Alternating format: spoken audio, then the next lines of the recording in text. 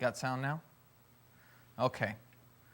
So we're through the first part of the book now, but we'll continue to outline the whole thing every first part of the class because it only takes about 2 minutes, and that's what ingrains it in the brain. So if you divide it in two, you got chapter 1 through 6, okay?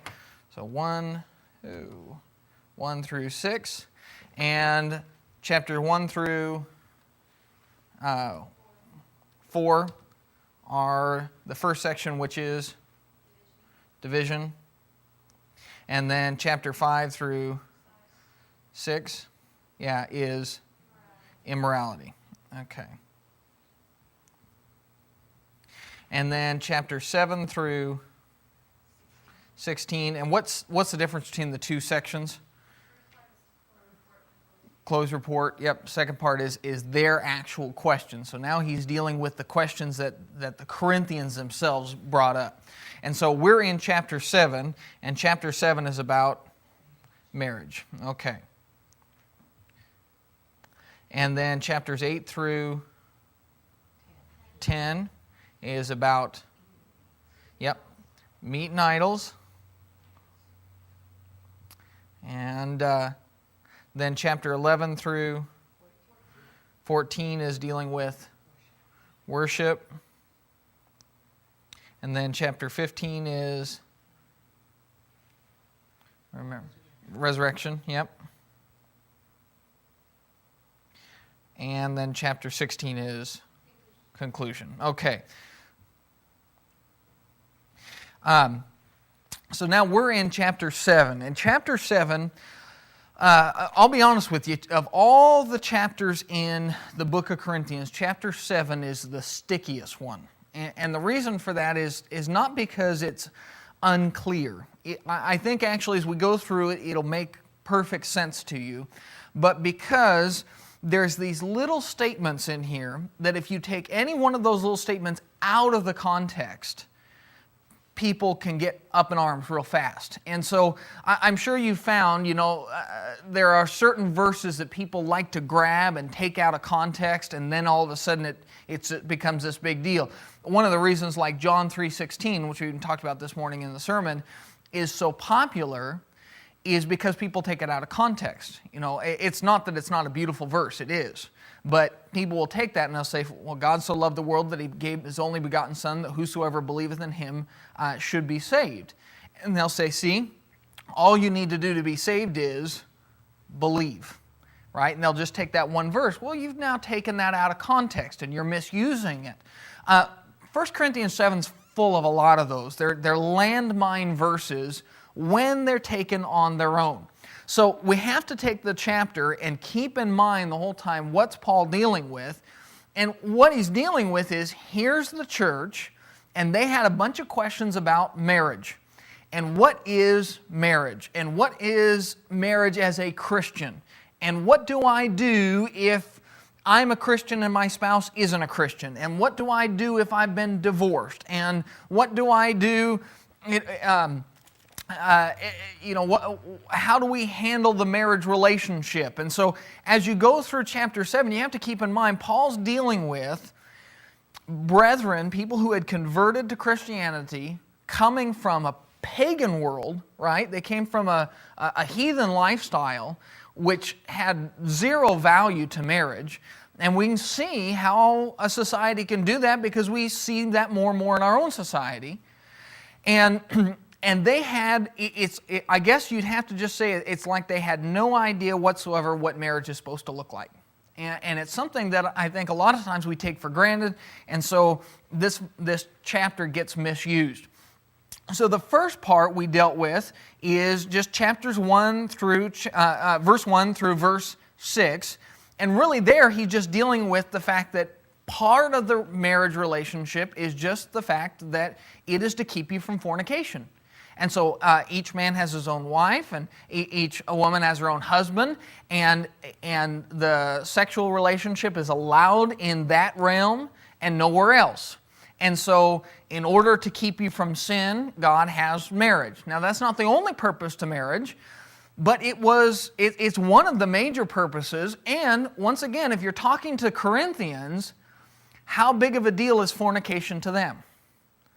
See, it's everything. It's everyday life, right? Remember how we talked about Corinth was the place where the term Corinthicize came from. I mean, if somebody was caught up in sexual immorality and that sort of lifestyle, they said they'd Corinthicized. And it was also the same place where the prostitutes figured out that if we put, they would engrave on the bottom of their sandals, "Follow me." And so you just see everywhere you went. I mean, you imagine going through that city and you just see footprints in the sand, just say, "Follow me," and everybody would know. Now, no matter what you are, what kind of life you want to live, fornication was a big part of Corinthian life. You're going to deal with it. And so Paul is in those first 6 verses there is just simply dealing with, this is what marriage is for. In other words, you're going to be tempted. Well, this is what marriage is for.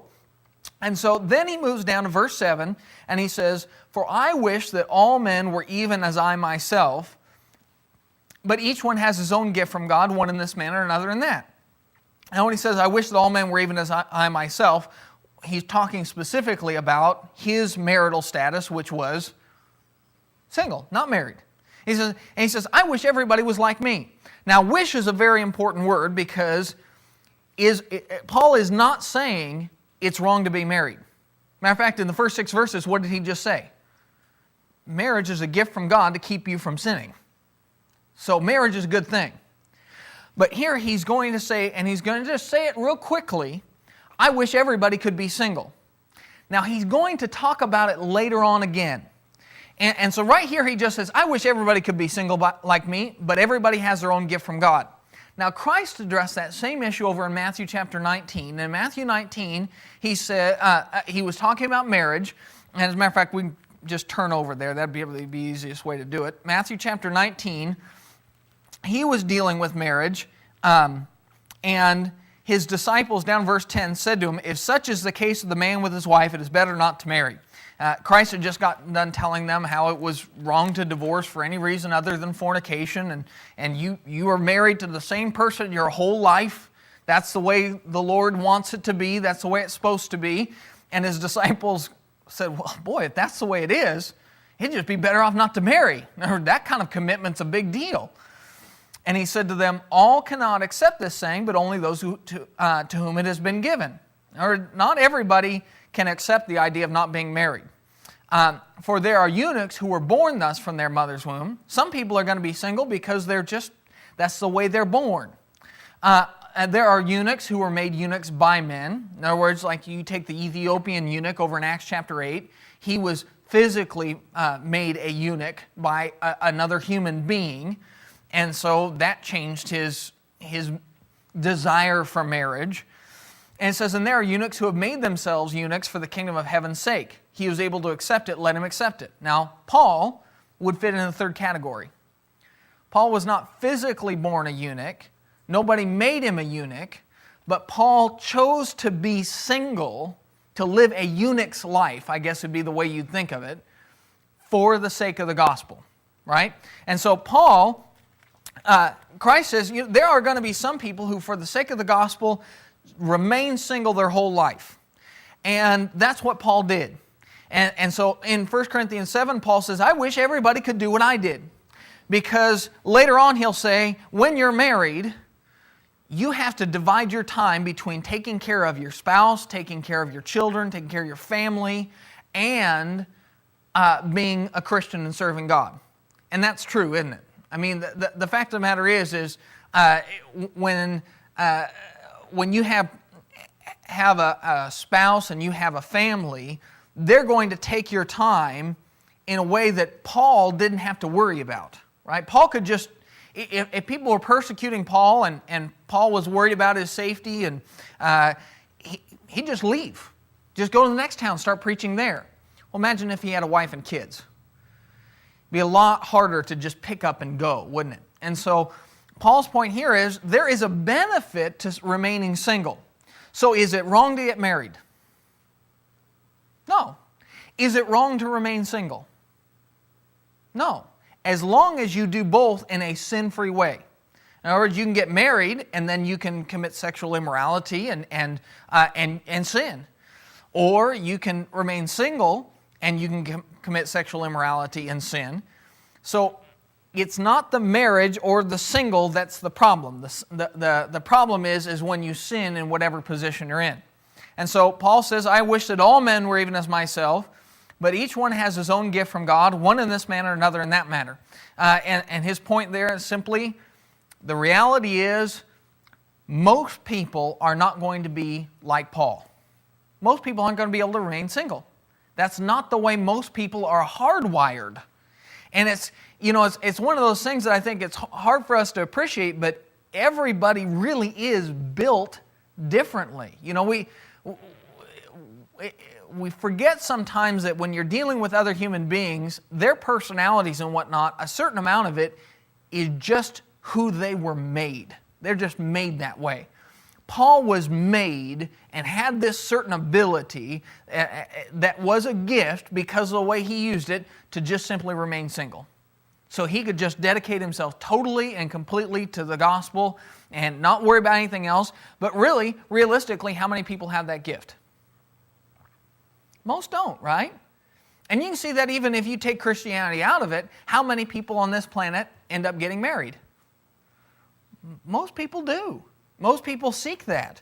And so if Paul got up and he said, well, I think you need to all be just like me.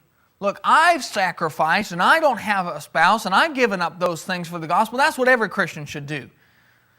Well, there'd be a big problem, wouldn't there? Because Paul was hardwired a certain way that other people weren't. That was a gift he had, and it's not a gift everybody has. And you can use that same analogy in every single area. We tend to do this with other people, and we say, well, you need to be just like me, right? When we're having a disagreement with somebody, it's just, you just need to be, why are you crying? Or why won't you cry? Why don't you get emotional about this issue? And, well, why do some people cry real easy and some people not cry? It's just the way they're hardwired, right? And so saying be this way or be that way isn't going to change it. And so we all have different gifts, different abilities, different personalities and makeups. And Paul recognized that.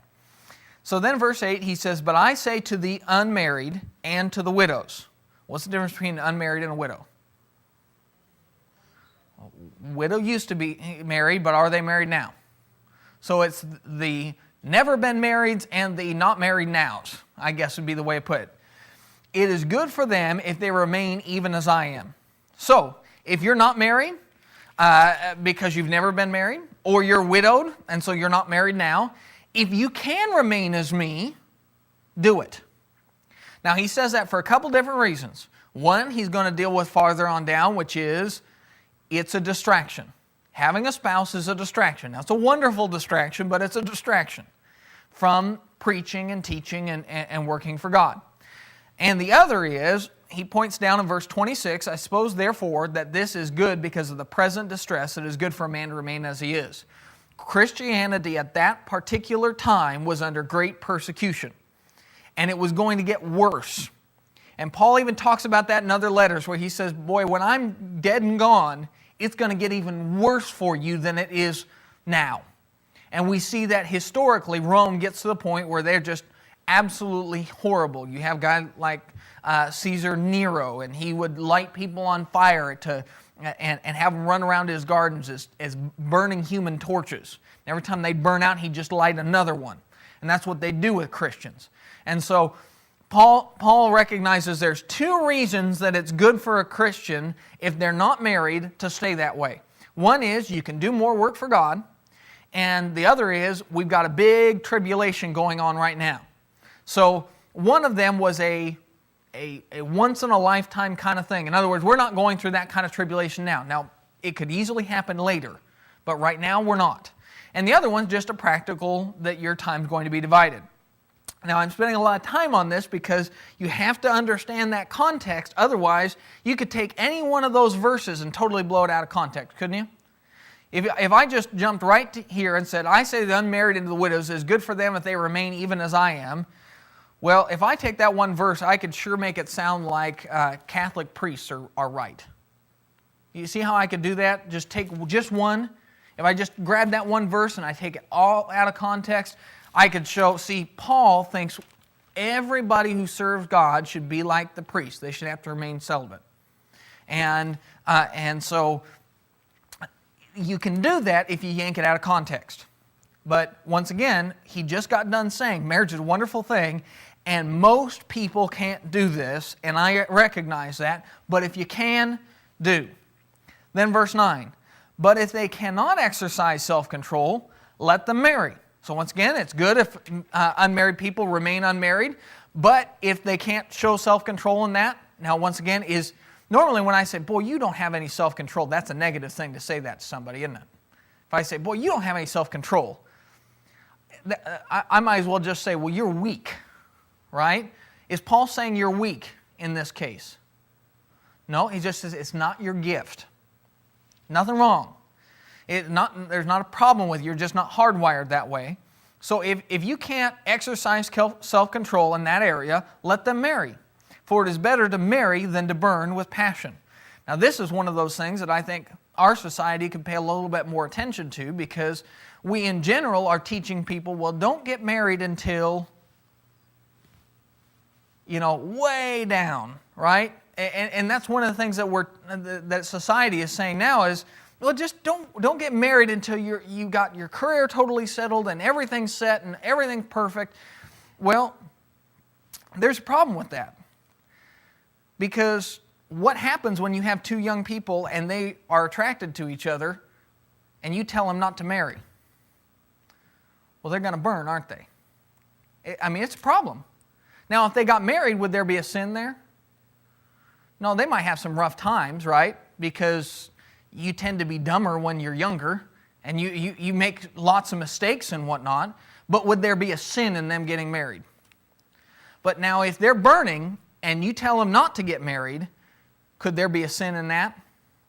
Matter of fact, you're setting them up for a sin a lot of times, aren't you? And so it's one of the things I think our society is teaching more and more is, and what our society does is it'll say, don't get married, just sleep together. That's what it'll say.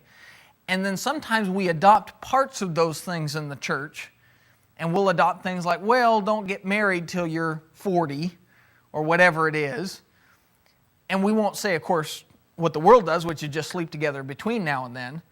But now you got this type of burning, and it's a problem. And so these are those things, those practical things that the Bible addresses, that young people are interested in each other, they are attracted to each other, and it's not appropriate to expect, them to wait forever to get married. It's just one of those things. And so Paul says, it's better for you to get married if you know you can't. If you know you're the marrying type, I guess would be the way to put it. If you know that you're a marrying type and you want to get married, well then get married. It's better to do that than to burn with passion. He says, now to the married I command. Now we just got done with the unmarried. So now we're going to move over to the married. Anybody have any questions? Okay, to the married I command, yet not I, but the Lord, a wife is not to depart from her husband. Now, here's another thing we're going to have to do. Paul is going to say this a couple of times. He'll say, here's a command, not I, but the Lord command. And then a couple other spots he's going to say, not the Lord, but I command. Now we got to understand what that means, because if we're not careful, we can take, here he says, not I, but the Lord. This is the Lord's command. And then later on he's going to say, not the Lord, but I. You say, this is my command. Well, here's one of those things where if we don't understand what Paul's saying, you could walk away saying, which of those two do I need to pay attention to?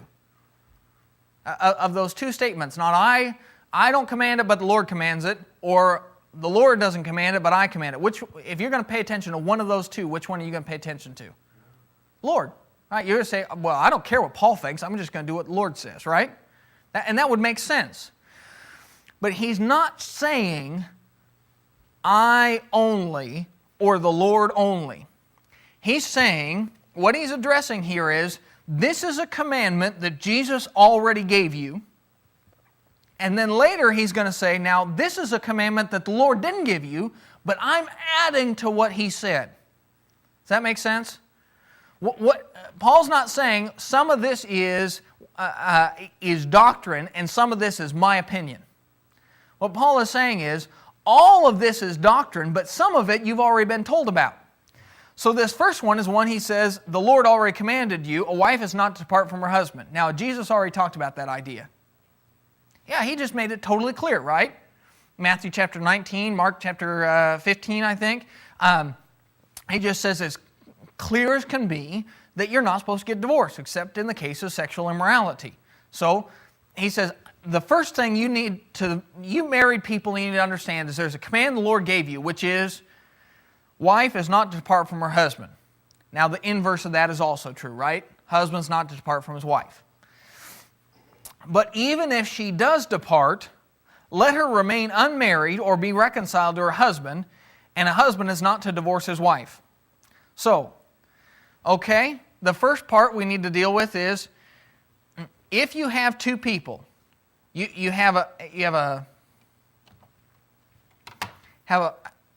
husband and a wife. Now, should they get divorced? Should they depart from each other? No, right? That's the way it's supposed to be. Just husband and wife, do not depart from each other.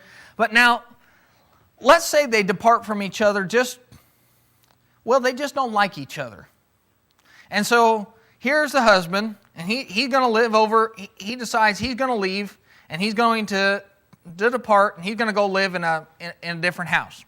And she's going to depart, and she's going to go over, and she's going to live in her own house. Now, can they do that? Is it a sin if a husband and wife are just killing each other? I mean, just absolutely at each other's throats like cats and dogs. Can they depart from each other? Yeah. Now, is that the way the Lord wants it to be? No. But they can depart from each other. Now, if they depart from each other, does that mean they can get remarried to whoever they want? No, it means they're separated. Is there a difference between separated and divorced? We use those terms separately in our language. Now, in the Greek, they use the same word, which is loosed, is really what it means. And they use it in both cases. So Paul, what he's doing is he's making a distinction between this kind of loosing and what we'd call divorce loosing. This is separation here. Now, this kind of thing, if you have a separation, they're both living in separate houses, they're functioning as separate people, but are they really free? No, neither one of them's free, are they? They're still bound to the other one.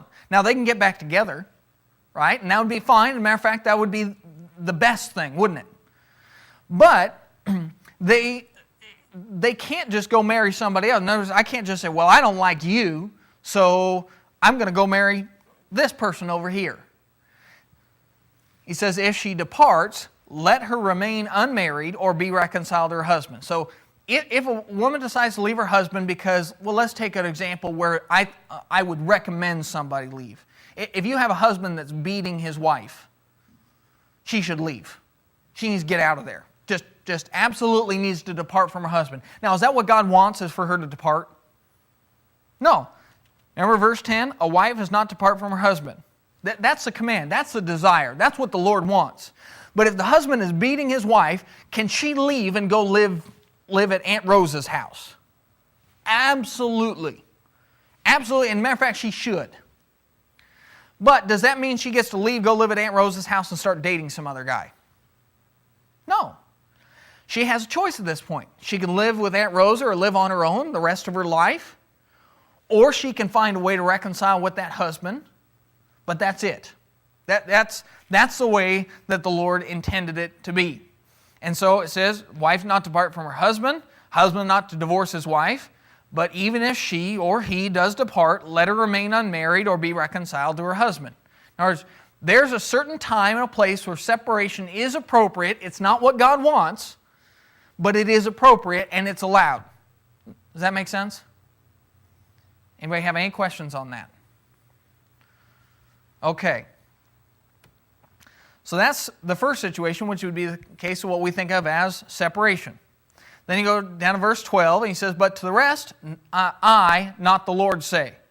Okay, now here's a thing. Remember, this first one, a wife is not to depart from her husband, Jesus already told them about that, right? Paul's just reiterating something Christ had already said. But now he says, to the rest, I, not the Lord, say. So that tells you, I'm now going to tell you something about marriage that Jesus didn't tell you. Now, is there anything wrong with Paul doing that? There's plenty of things in Paul's letters that Christ had never talked about before, isn't there? There's lots of things. So Paul's just saying, now, this thing I told you about in verses 10 and 11, Jesus already told you about that, but now let me tell you one other detail that you need to know to understand marriage and to understand the marriage situation. So he says, the rest, I, not the Lord, say. I'm going to tell you something Jesus didn't already tell you. Jesus left it very simple. Are you supposed to get divorced? No. When can you get a divorce? Fornication, sexual immorality. That's the only time it's allowed, right? So otherwise, if it's any case other than that, you can separate, but that's it. Now, I'm going to give you an extra detail that he didn't. It says, if any brother has a wife who does not believe, or is an unbelieving wife, and she's willing to live with him, let him not divorce her. Okay, so now, and this also makes sense why Jesus didn't talk about this, because when Jesus was preaching, who was he preaching to? Jews, right? Just Jews. Now, point out a Jew that's an unbeliever. They were all believers. No, he didn't even have an opportunity to address this issue. But now Paul's speaking to the Corinthians, and somebody becomes a Christian, and they're married as a Corinthian, you very easily could be married to an unbeliever, couldn't you? See, it'd be a very normal thing, just like it's normal today, right? We have people who become Christians, and they're married to unbelievers. So Paul says, now what do you do in that case? Well, in that case, he says, if you're married to an unbeliever, and he's going to talk about a brother being married to a woman who's an unbeliever, but it'll work the same the other way, right? Both of these they'll always flip. So you can just as easily say if a woman is married to a man who is an unbeliever. If that unbeliever is willing to live with him, let him not divorce her. So here it is, I become a Christian. Now, I want you to think about this for a second. This would be a big, big deal if Paul didn't address it. And I can see how it would be a problem for the Corinthians. Because you think these Corinthians, they go down into the water. You have this pagan, unbelieving person, and they become a Christian. They go down into that water baptism. They come up, and the Scriptures say when you come out of that water, you're a new person, aren't you? Totally new. Well, I'm a new person. I'm going to live for God. I'm going to serve Him. I'm going to put Him first. And the first thing I'm going to do to make sure I put Him first is make sure I'm not married to that unbeliever. Can you see how it would be really easy to come to the conclusion that divorcing that unbeliever actually made sense? The Lord says not to have evil company. It'll corrupt your good morals. Well, not to be yoked to an unbeliever. Well, I'm yoked, and I'm going to cut that in order that I can be that new person the Lord intended me to be. So Paul's addressing that because it would really almost be a natural conclusion for somebody to say, I became a Christian, therefore I'm going to put away that unbelieving spouse of mine. I've learned my lesson. I'm not going to do that anymore. So Paul says, no, don't do that. If you're married to an unbeliever, don't divorce them as long as they're willing to live with you. So as long as that unbeliever wants to be married to you, you be married to him. In other words, you never seek divorce. And a woman who has a husband who does not believe, if he's willing to live with her, let her not divorce him. For the unbelieving husband is sanctified by the wife, and the unbelieving wife is sanctified by the husband. Otherwise your children would be unclean, but now they are holy. Well, here it is. He says, now this is why I want you to stay married to him. Now, I want you to think about why he didn't even have to argue about this. Somebody be standing there and say, well, I want to be holy. I want to be pure. I want to serve God. So I'm cutting off that unbelieving spouse. I'm going to start fresh. I'm a Christian now, and I'm going to get rid of that pagan person in my life. And Paul says, wait a second. As long as you remain married to them and they want to be married to you, you've sanctified them. Now that sanctified just means set apart. You made them special, would be a way to think about them. When you think about all the people on this planet who don't believe in God and don't serve Him,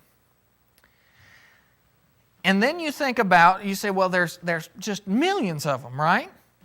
And you take somebody out there in the world who doesn't believe in Christ, and then you take somebody else who doesn't believe in Christ and they're married to a Christian. Which one has a better chance of obeying the gospel? Which one's more likely to turn around? See, one married to a Christian's got a much better chance, don't they? Because it's just kind of like dripping water. They have to deal with it every day. They don't get to get away from that Christianity. They don't get to run away from it. They're married, their wife's a Christian, and she behaves in a godly fashion, and they have to just put up with it. And a woman is not a Christian, her husband is, and he'll say something that's about the Scriptures, and she can't just run away and say, well, I don't want to pay attention like his coworker can. She's got to deal with it. And so he says, they're sanctified. You talk about being pure. You want to be pure. Well, in fact, you're purifying them. Now, you're not making them a Christian. They won't get to heaven because of you, right? Nobody goes to heaven because they were married to somebody who was a Christian. But you are teaching them every day, aren't you? It's just every day, plink, plink, plink, plink. And then he says on top of it, he says, your children, otherwise your children would be unclean. If you just cut them off, well, what happens to the kids? What happens to kids in every divorce situation? Turns out pretty ugly, doesn't it? Well, if you do that, then the children will be unclean. But now, since you remained with them, the children are special. They're holy. They're set apart. Once again, you take kids and they're raised by total unbelieving parents, and they don't have nearly as much of a chance as kids who are raised by at least one of the parents being a Christian. Now, if both parents are Christian, the kids got an even higher chance, don't they? But if one of them is, those kids have that in their head, don't they? They're getting those teachings. They're learning. And so, in other words, they're made holy. They're not unclean. They're not normal kids. And so, Paul's point is if you're married to an unbeliever, stay married to them. If they want to remain married to you, you don't seek to divorce them. God wants you to stay with them and make a difference. Anybody have any questions on that? Okay. But if the unbeliever departs, now here he said, if they don't want to leave, what do? You stay with them. But if they do want to leave, if the unbeliever departs, let him depart. A brother or sister is not under bondage in such cases, but God has called us to peace. So here, Paul actually points out that there's another situation where divorce is allowed. Now, up until this point, Jesus only said there's one situation, right? When is it okay to get a divorce? Fornication, sexual immorality. Now, Paul says, actually, there's another situation here. The other situation is if you're married to a non-Christian, an unbeliever. They are not a faithful person, and they want to leave, you can let them leave. Now, can you seek the divorce? No, but if they want it, you can give it to them. All right, that's also an appropriate situation. And so Paul points out here, here's another thing. This is why he says, now I'm telling you something the Lord didn't say. I'm adding another teaching on the subject of marriage. And that teaching is if you are married to somebody who is not a Christian, an unbeliever, and they want to leave, you can let them leave. But if they don't want to leave, if they want to stay and work it out, you got to work it out. So really, think about this for a second. This is a great example of why it's so important to marry another Christian. Because in that case, when you're married to an unbeliever, they've got all the power, don't they? If they want to leave, they can leave. If they want to stay, you have to stay. You know, but what kind of power do you have? You don't have anything, do you? You got to stick with it because you're bound by God's laws. And what's the unbeliever bound by? Nothing. Nothing at all. And so here's one of those things where it's something, we don't think about, but it's important to teach our kids. It's important to teach, young people when we talk to them and they're, dating somebody who's not a Christian or something like that. These are those things to talk about and say, well, wait a second. If you get married to somebody who's not a Christian, you got an issue.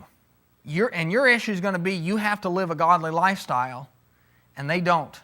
And if they want to stick it to you, they can. Because they know that they've got power, because they know that you have to live by the rules, and they don't. And so, Paul says, if that unbeliever departs, a brother or sister is not under bondage in such cases, but God has called us to peace. In other words, don't fight them kicking and screaming. Don't be the one begging and pleading and hollering that they stay. God calls us to peace. If they really want to go, you can let them go. And you can do it in a clean conscience. Your conscience can be totally clear, saying, I did my part, but it was their choice. In other words, I didn't push them to. I didn't ask them to leave. I didn't try and make them. But they wanted to, and that's between them and God, not me. Anybody have any questions on that? Okay, so then verse 16.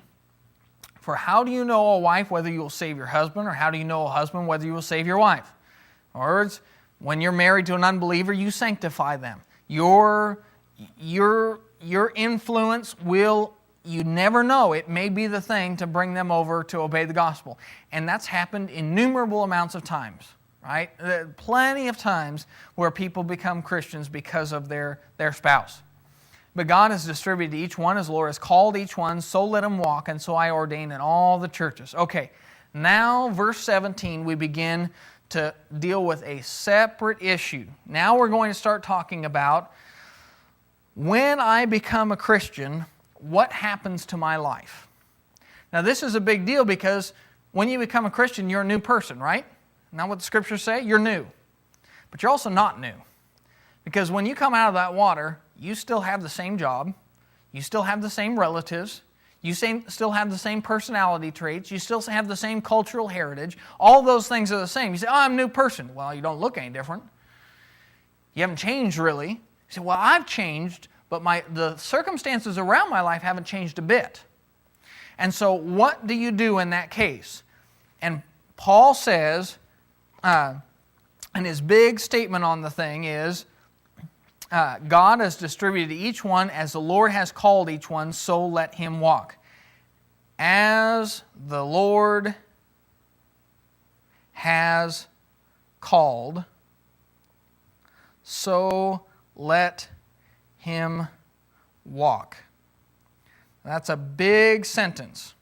And I want you to remember that one because that is a huge statement about what happens to you when you become a Christian. When you become a Christian, you come out of that water and you have certain responsibilities that you made the day before. Promises you made to people. Promises to your employer. Promises to your spouse if you have one. Promises to your kids if you have them. Promises to your relatives, to your parents. All these things that you made before you were a Christian. Right? So now I come out of the water, I'm a new person. See, those were the old person promises. See, now, what does Paul mean when he says, as the Lord has called, so let him walk? Those promises aren't the old person promises. They're your promises too. And so he's going to talk about the person you were the day before you were a Christian is not the same as the person you are the day after, but your responsibilities carry over. In other words, I'm going to deal with things different when I become a Christian than when I wasn't, right? I'm not going to lie, cheat, steal. I'm not going to be an immoral person, but the responsibilities that old man had come over. As the Lord has called, the spot in life I was at when I became a Christian, so let me walk. Does that make sense? Anybody have any questions on that? Okay, so now he's going to start giving some examples of what he means by that. He says, was anyone called while circumcised?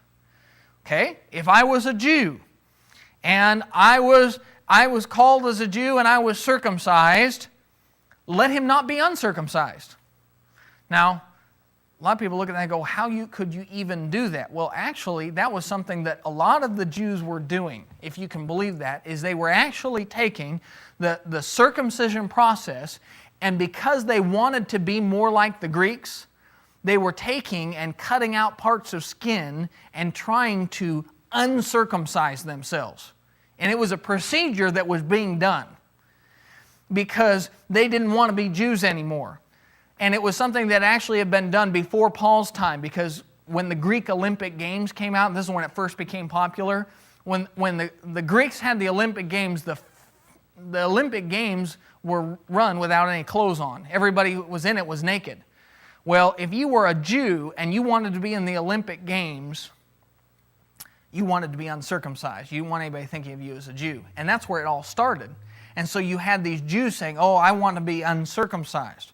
And so Paul says, if you're a Jew and you become a Christian as a Jew, do you need to get rid of that circumcision? No. There's nothing wrong with it. Was anyone called while uncircumcised? Let him not be circumcised. Okay, I'm a Greek, I'm a Gentile, and I'm not circumcised.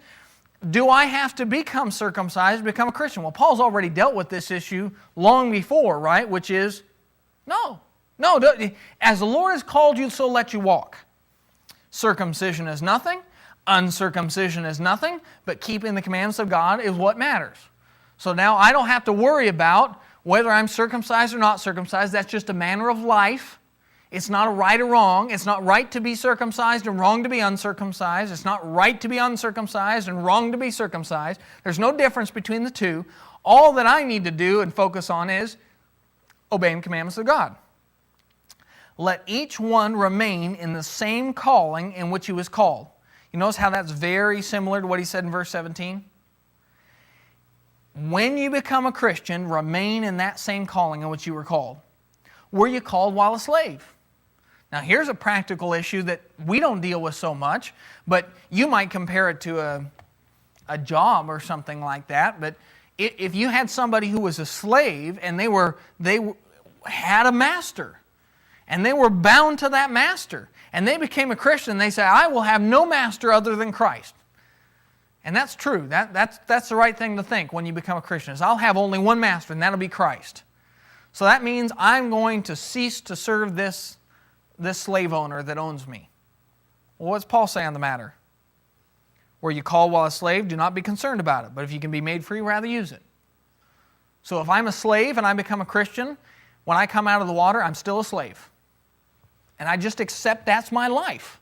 Now, if I can be free, great, be free. And this actually addresses the issue of slavery, doesn't it? What does God think about slavery? The Bible talks a lot about slavery, but what does God actually desire in the area of slavery? It says, if you can, rather be free. So what's the more desirable position, freedom or slavery? It's freedom, isn't it? So we live in a world that slavery exists, and not in America, but it does exist in other parts of the world still today. So it's a practical deal, right? You have to be aware that there is slavery, has been, always, probably really always will be in different parts of the world. So from a practical standpoint, if you're a slave, accept your lot. You're now a Christian slave. But what's the more desirable position? Freedom. He who is called, he says in verse 22, for he who is called in the Lord while a slave is the Lord's freedman. Likewise, he who is called while free is Christ's slave. So he just kind of makes a play on words here is, if you're a slave and you're a Christian, you're actually free, aren't you? Because really, does that person own your soul? If you die, if they beat you, if they do any of those things, why?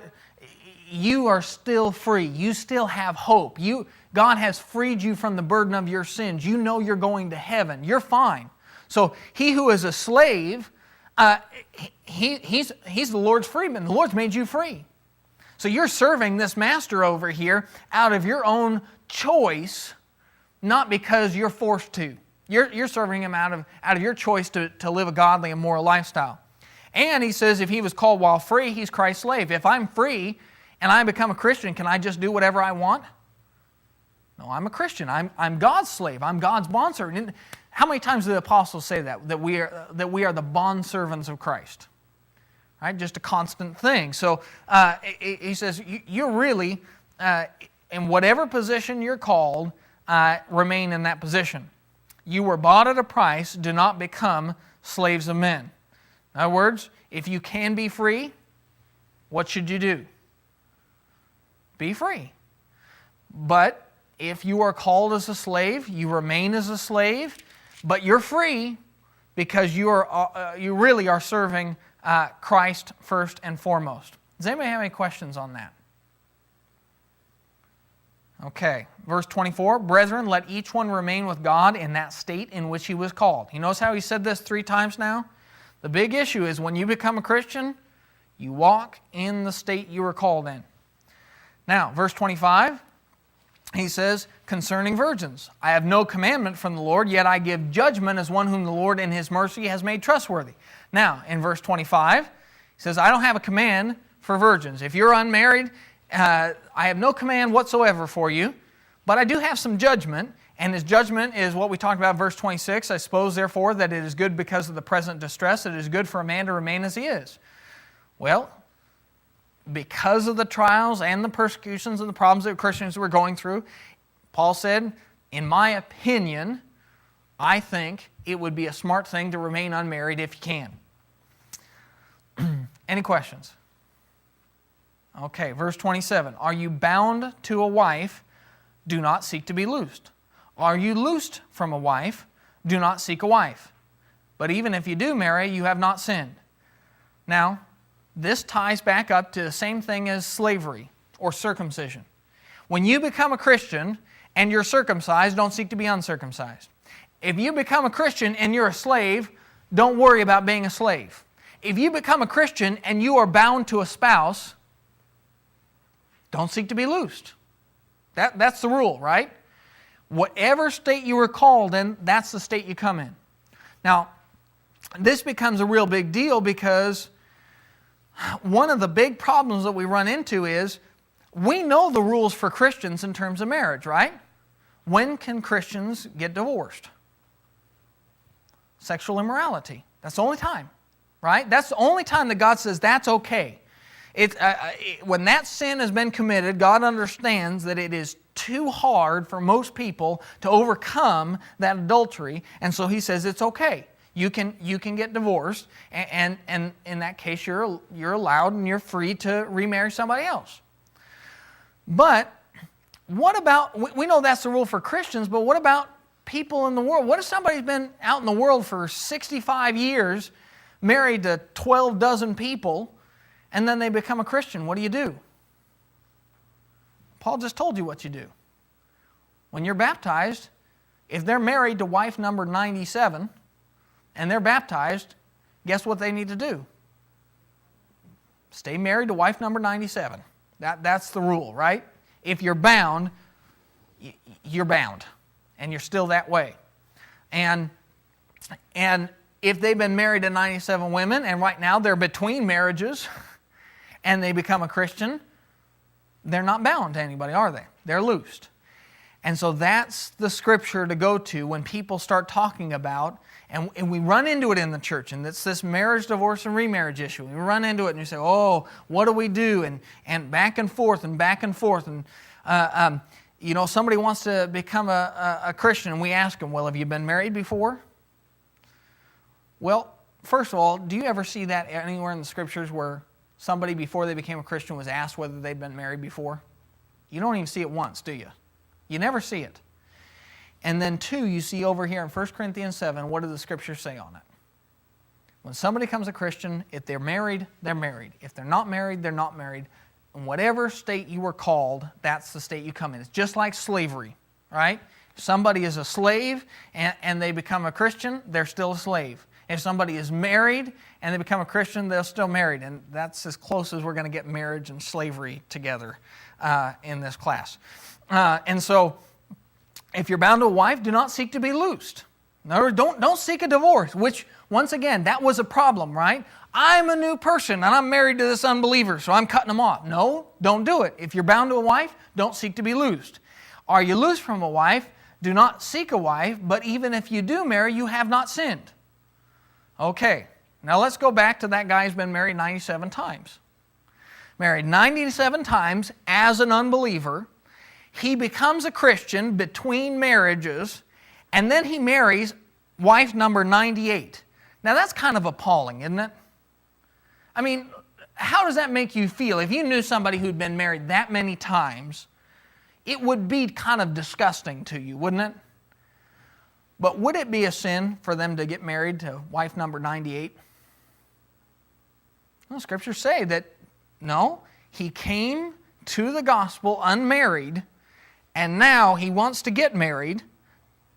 Well, it's not a sin. You have not sinned. And so I bring this up because these are those things you deal with in the church on these issues. And so he says, then verse 28, nevertheless, such will have trouble in the flesh, but I would spare you. In other words, what has he said about marriage so far, and especially in the current distress and the problems? If you get married, you're going to have problems. You're going to have distress. Why? Because when Christians are persecuted and they're married, it's going to be harder on them, right? If you've got kids and daddy gets dragged off to jail, that's going to be harder on you than just being Paul and dragged off to jail. It's going to be harder on everybody. He says, I want to spare you that trouble in the flesh. But, once again, if you get married, have you sinned? He said, no, I just think you're going to hurt. You're going to suffer for it. He says, but this I say, brethren, the time is short, so that from now on, even those who have wives should be as though they had none, those who weep as though they did not weep, those who rejoice as though they did not rejoice, those who buy as though they did not possess, and those who use this world as not misusing it, for the form of this world is passing away. So here it is. We've just been talking about all these different circumstances, marriage and slavery and circumcision, Jew, Gentile, all sorts of different things. He says, but when all is said and done, the time is short. The world is passing away. So in the end, whether you're married or you're not married, is that going to be the most important thing in your life anymore? It's not. Whether you're a slave or not a slave, is that going to be the most important thing to you anymore? Whether you're rich or you're poor, is that going to be the most important thing to you anymore? When I become a Christian, the most important thing becomes the Lord. And it changes the way I live. And so Paul's just gotten done with all of these various things where he's talked about marriage and whatnot, and then he says, from now on, even those who have wives should be as though they had none. If I take that one verse right there out of context, could you see how you'd have a big problem? But if you put it in context, what's he saying? He's just saying, now, I've been talking about all this stuff, but the time is short, so take advantage of being a Christian. Focus on spiritual things. In other words, my wife and I, in one sense, we're not going to act like other married people do. Our whole life doesn't revolve around our marriage and one another. It's going to revolve around serving the Lord. And that's the way it should be. You act as though it's not as important. Those who weep as though they did not weep. Boy, you've got problems, you've got sorrows. Tough. In other words, should you sit around crying about how you're a victim all the time? No, I'm not saying you're not hurting, but I'm saying you got to get up and do something because you've only got one life to live. And then comes the judgment day. Those who rejoice as though they did not rejoice. Boy, if life is good and you have prosperity and you've got money and you've got everything going your way, should you just live it up and do whatever makes you happy? No, you need to take that money, you need to take that blessings and prosperity you have and use it to serve the Lord. Act like it's not your money. Act like it's not yours to rejoice over. As those who rejoice, don't rejoice. As though they did not... Those who buy as though they did not possess. Those who use this world as not misusing it. For the form of this world is passing away. If I am I guess the easiest way to explain what he's saying is, you take every situation in life and you put it up against Christianity, and you need to start kind of acting like that thing isn't that important. You take your marriage and you compare it to Christianity, and which one needs to win out? Christianity's got to win out. You take your business that you started from scratch and is now this big, huge business, and you put it up against Christianity. Which one needs to win out? You take your problems and your sorrows and your heartaches and you compare it to serving Christ, and which one needs to win out? Just every single time, no matter what your state is, because he just said, whatever state you're in, you need to stay in that. So whatever state you're called in, so let him walk. And now he says, now whatever state you're in, you also need to make sure that Christianity is more important than anything else. It needs to rise above because the time is short. Anybody have any questions on that?